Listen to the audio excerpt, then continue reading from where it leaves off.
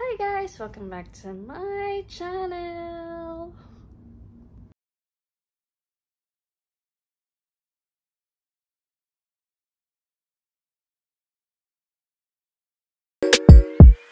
So guys, it's been a year. One day lang pala ako hindi nakapag-vlog. So for today, since na-miss ko kayo, gagawa tayo ng video kung paano mag-edit gamit ang mga cellphone nyo. So this is especially sa mga iPhone users. So napakabilis lang nito guys kasi yung application na to ay makikita sa mga phone nyo. So ang ginagamit ko ay iMovie application. So, please watch this. So, yung mga unang vlogs ko guys, nag-i-edit lang ako sa iMovie. Ang akala ko noon na hindi talaga siya magagamit kasi ang tagal lang itong install sa phone ko, hindi ko alam na pwede pala siya.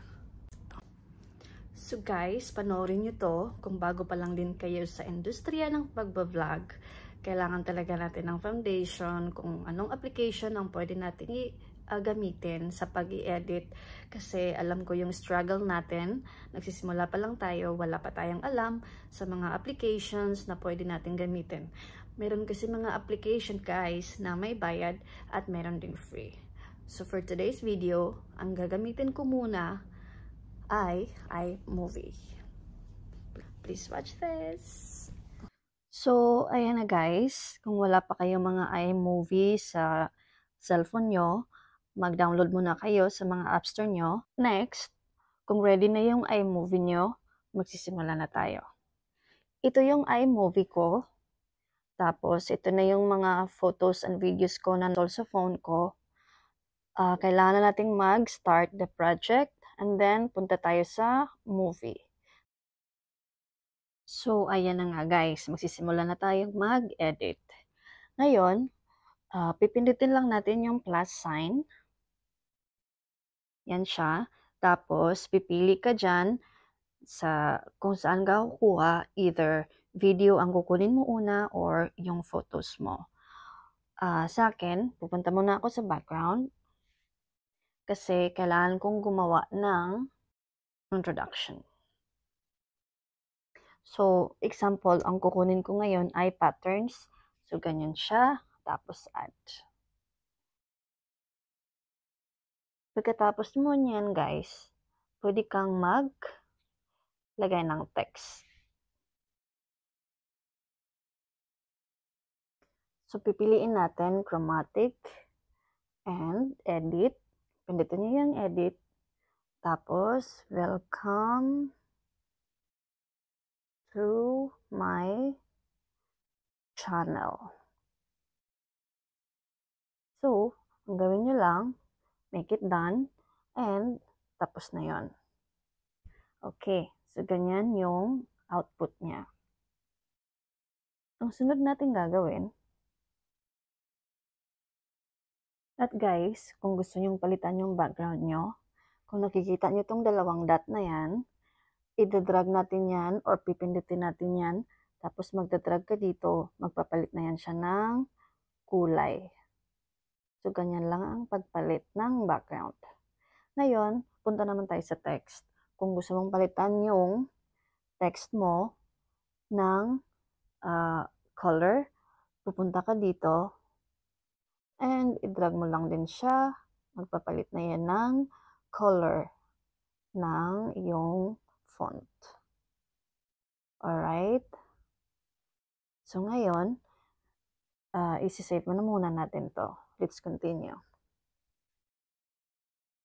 At guys, kung gusto nyo namang palitan yung background nyo, punta lang kayo ulit sa plus sign, tapos background ulit.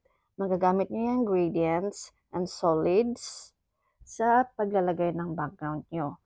So, the same thing ang gagawin nyo kung magpalit kayo ng kulay ng font at saka yung kulay ng background nyo. Doon lang din kayo sa pinipindot ko kanina.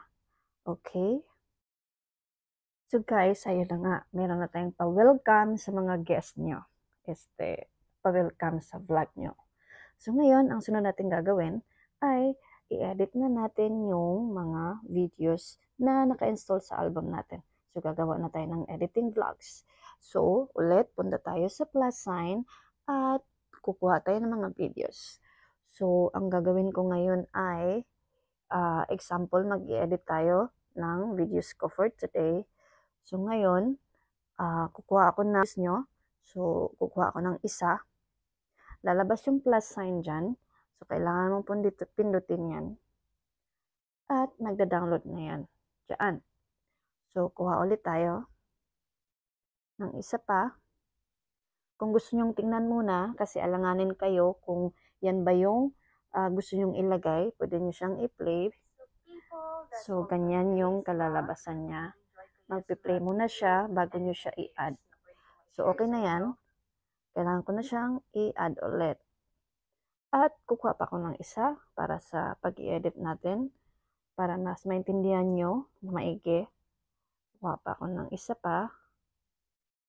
And that's it.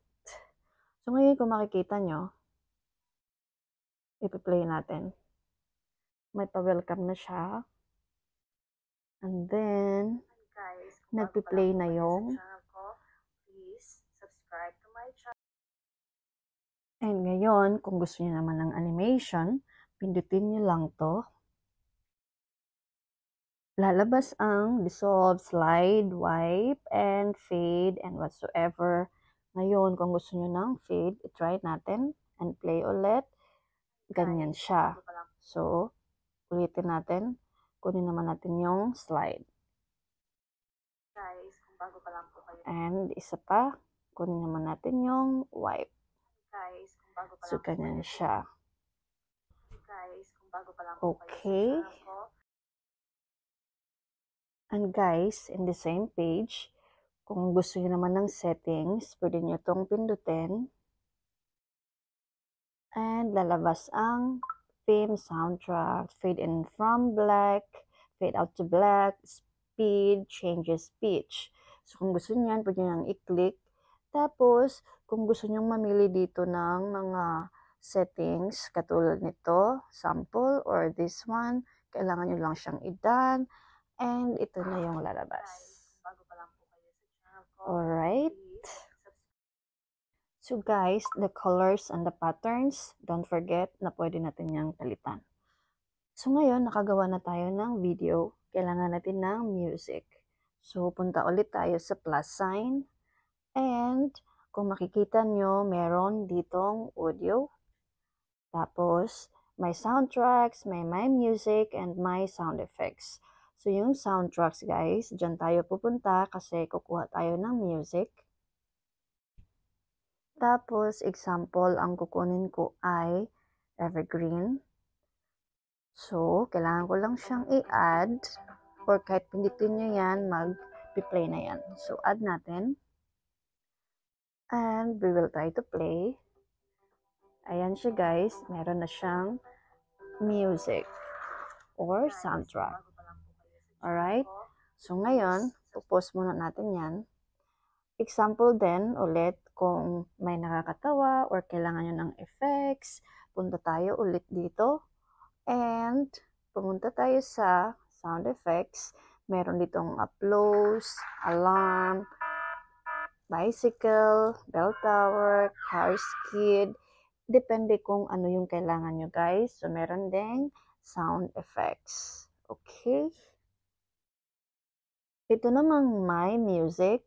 Ito, kung meron kayo mga nakasave sa playlist nyo, or meron kayo sa album, artist, or songs. So, ito yung mga saved music nyo guys. So, okay. Let's go back. And then, kung makikita nyo, merong voice over dito, which is, kung meron kayong something na kailangan ng voice over, pindutin nyo lang yon and go to record, and it will start already. So, ganyan yung gawin nyo guys. Tapos, kung gusto nyo yung i-stop, kasi okay na siya, then stop. Pwede nyo siyang i-review, pwede nyo i-retake, cancel, or pwede nyo siyang i-accept. So, let's say, i-accept ko yan. So, yan na yung mangyayari.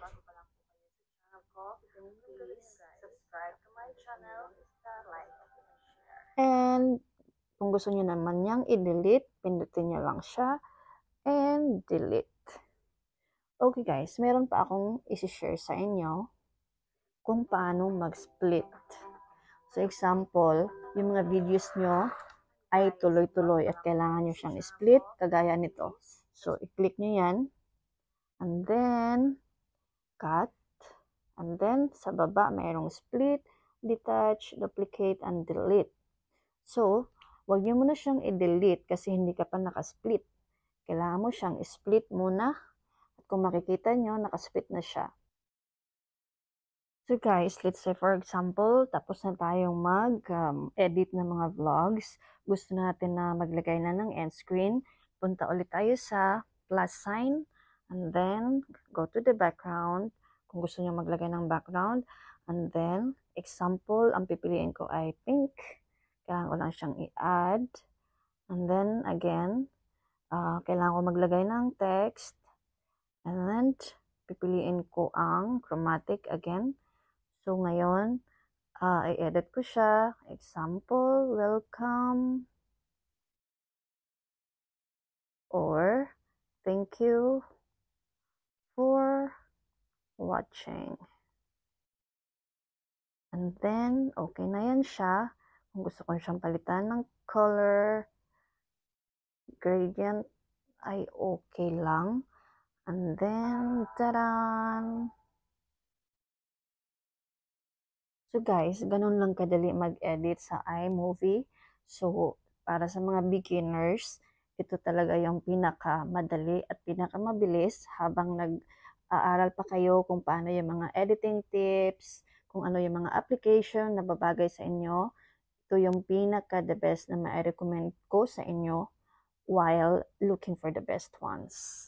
Alright guys, and before I forget, kung gusto nyo palang mag-attach ng album, and before I forget, kung gusto nyo palang mag-attach ng mga photos nyo, pwede kayong bumalik doon and press all. Example, ito yung i-attach natin. And plus, nag-attach na yan dyan guys. Alright.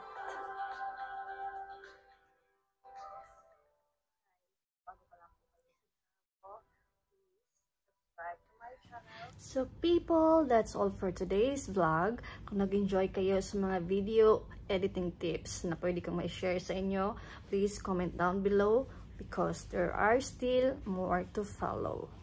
Enjoy watching, and guys, kung bago pa lang po kayo sa channel ko, please subscribe to my channel, like, and share.